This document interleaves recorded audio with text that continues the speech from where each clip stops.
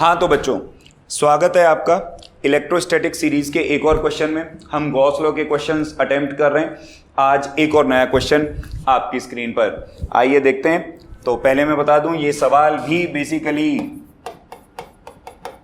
NCERT का question है जी। Question को समझते हैं, क्या कहता है।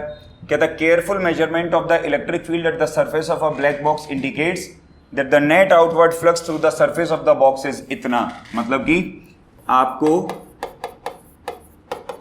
गिवन है क्वेश्चन में कि फाई ई की जो वैल्यू है वो 8 × 10⁻³ न्यूटन मीटर स्क्वायर पर कूलम दी हुई है। बहुत बढ़िया। ए पार्ट में आपसे क्या पूछ रहा है, कहता है what is the net charge inside the box. कहता है भाई बॉक्स के अंदर बताइए टोटल चार्ज जो होगा वो कितना होगा। हम ध्यान लगा के देखें, गॉस लॉ के हिसाब से हम एक बात जानते हैं कि इलेक्ट्रिक फ्लक्स का जो फॉर्मूला होता है वो होता है Q inside divide by epsilon not. तो बेसिकली अगर हम यहां से Q इनसाइड निकालना चाहें तो फाई ई की मल्टीप्लाई हम लोग कर देंगे एप्सिलॉन नॉट से। अब आप ध्यान लगा के देखें, फाई ई आपको दिया हुआ है जी 8 × 10⁻³ और एप्सिलॉन नॉट की वैल्यू 8.85 × 10⁻⁻12। तो आंसर जो आपका आएगा जी वो बेसिकली कूलम में निकल करके आएगा।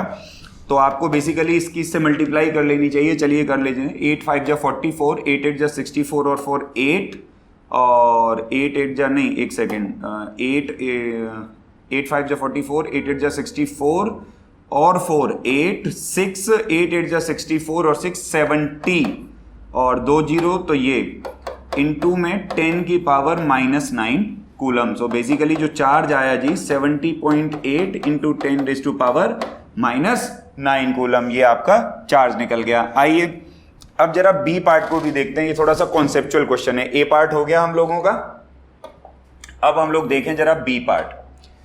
तो बी पार्ट क्या कह रहा है, देखो कहता है if the net outward flux through the surface of the box were 0 could you conclude that there were no charges inside the box, why और why not। कह रहा है जस्ट सपोज करो, ये क्या कहता है, कहता है मैं कोई भी एक सरफेस बना लेता हूं। जैसे मैंने ये एक सरफेस बना लिया।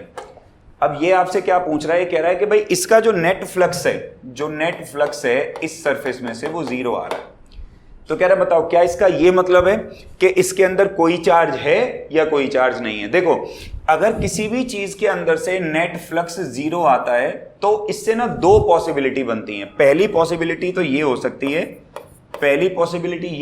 है कि भाई ये बात बिल्कुल सही है कि Q इनसाइड जो है वो 0 है, क्योंकि अगर Q इनसाइड 0 हो गया तो आपका फाई 0 आएगा। और एक पॉसिबिलिटी देखो, ध्यान लगा के देखो, ये भी है, ऐसा भी हो सकता है कि अंदर चार्ज रखा हो +Q और -Q। तो अब इस केस में भी अगर तुम नेट फ्लक्स निकालोगे तो जो नेट फ्लक्स निकलेगा वो 0 निकलेगा, लेकिन इसका मतलब ये नहीं है कि अंदर चार्ज नहीं है। हाँ, अंदर का नेट चार्ज 0 है। तो ये जो बेसिकली क्वेश्चन पूछ रहा है, देखो पहली पॉसिबिलिटी तो ये हो गई Q इनसाइड इज 0।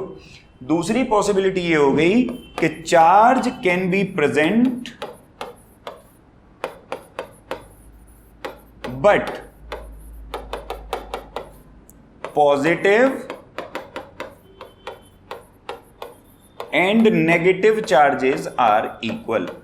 कि भाई चार्ज तो मौजूद है लेकिन पॉजिटिव और नेगेटिव जो चार्ज है वो बराबर है, और क्योंकि वो बराबर है इसलिए फ्लक्स 0 आ रहा है। तो अब हमारे बेसिकली क्वेश्चन का आंसर क्या हुआ, ये कहता है कि अगर नेट फ्लक्स 0 था तो क्या आप कंक्लूड कर सकते हैं कि there were no charges inside the box. Answer है नहीं, there can be charges inside the box but they can be equal and opposite, and that's why the net flux is coming out to be 0. So that is the answer to the question. तो आज के लिए इतना ही, कल फिर मिलेंगे एक नए क्वेश्चन के साथ। Thank you.